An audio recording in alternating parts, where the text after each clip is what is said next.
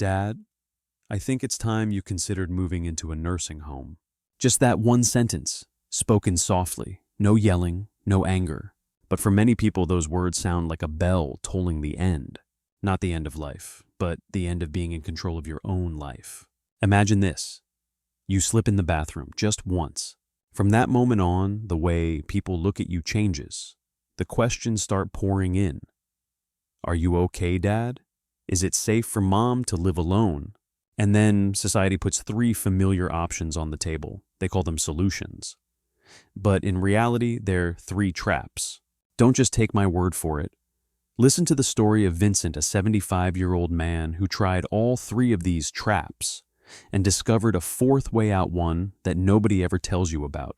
Comment the number 1 and like this video and I'll reveal it to you. Trap number 1, living with your children. After his wife passed away, Vincent felt lonely and scared of his aches and pains. He moved in with his son. At first, everything seemed perfect. On the first day Vincent moved into his son's house, the grandkids ran out and hugged him. Dinner was with the whole family. Laughter filled the living room. He told himself, "This is it. This is exactly what I've been missing." But just a few weeks later, emptiness started to appear. Mornings. His son left early for work. His daughter-in-law was busy.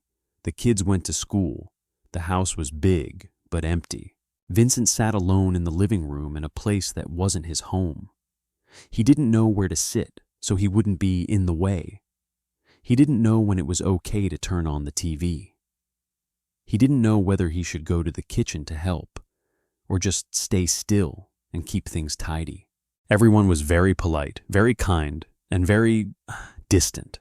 Then the gentle reminders began, softly, reasonably. Dad, you eat too much salt, it's not good for your blood pressure. Dad, leaving the lights on like that wastes a lot of electricity.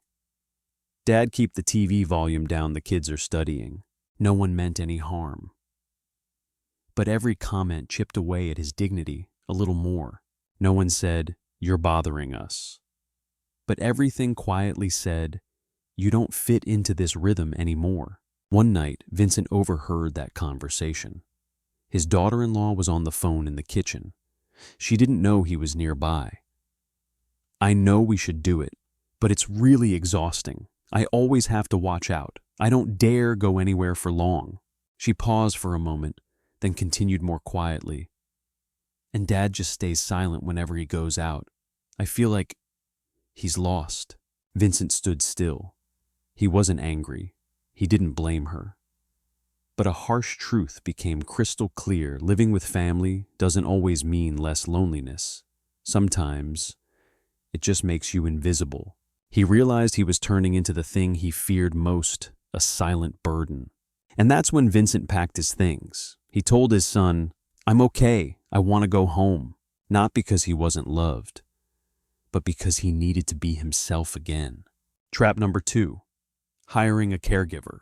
Vincent decided to go back home. Returning home, he felt relieved. At least, he was in charge again. But his body wasn't the same as before. His wrists hurt when lifting pots. Climbing stairs made his heart race. Opening jars became a challenge. Then one evening, he slipped in the bathroom. It wasn't serious, no injury. But the fear stayed. Vincent started looking for part-time help. Just a few hours a day. Just for the heavy tasks. Just for peace of mind. The first caregiver was very nice, efficient, talked just the right amount. Vincent thought, maybe this is the solution. Then the bill arrived. $4,000 a month. His pension was $2,200. The rest came from the savings he'd set aside for his old age. With each passing month, the balance in his account shrank. And along with it, his sense of control. It wasn't just about the money. Vincent realized something even worse. He liked cleaning the kitchen right after breakfast.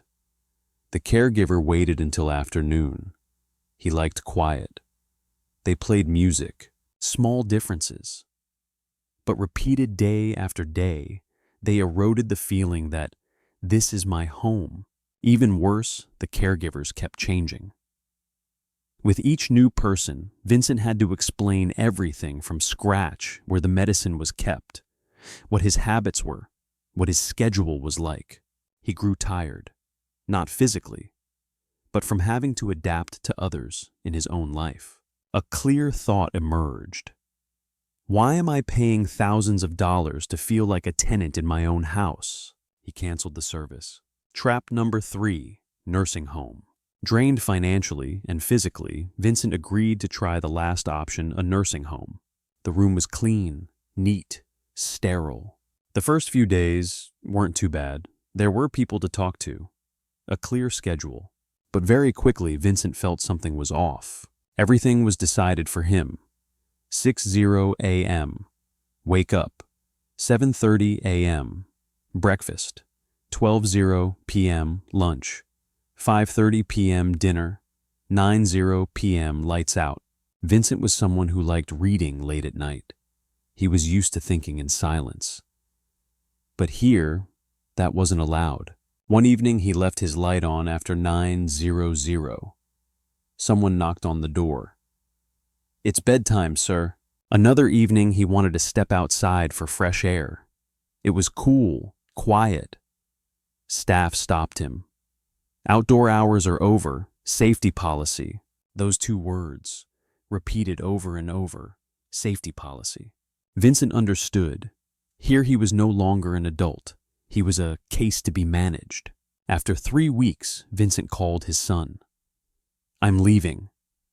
I'd rather struggle at home than live comfortably in a cage." Vincent went back home, exhausted, empty. He had tried everything, and nothing worked for him. Like and subscribe if this content speaks to you. The turning point. Vincent returned home. He had tried everything and failed at everything. He sat on his front porch watching people pass by. And that's when he saw Elise, a single mom in the neighborhood, always rushed, always stressed. She was on the phone glancing at her watch. "I can't get home any earlier. I'm about to get another warning." Vincent saw himself in her eyes, not weakness, but exhaustion. He couldn't lift heavy things anymore. His back hurt. But he had something else: time. Vincent walked over. He said one simple thing: "If you ever need, I can pick up your kid." Elise was surprised. She hesitated. "Are you sure?" "I'm sure." The next day, Vincent picked up Emma, Elise's daughter. They walked home together.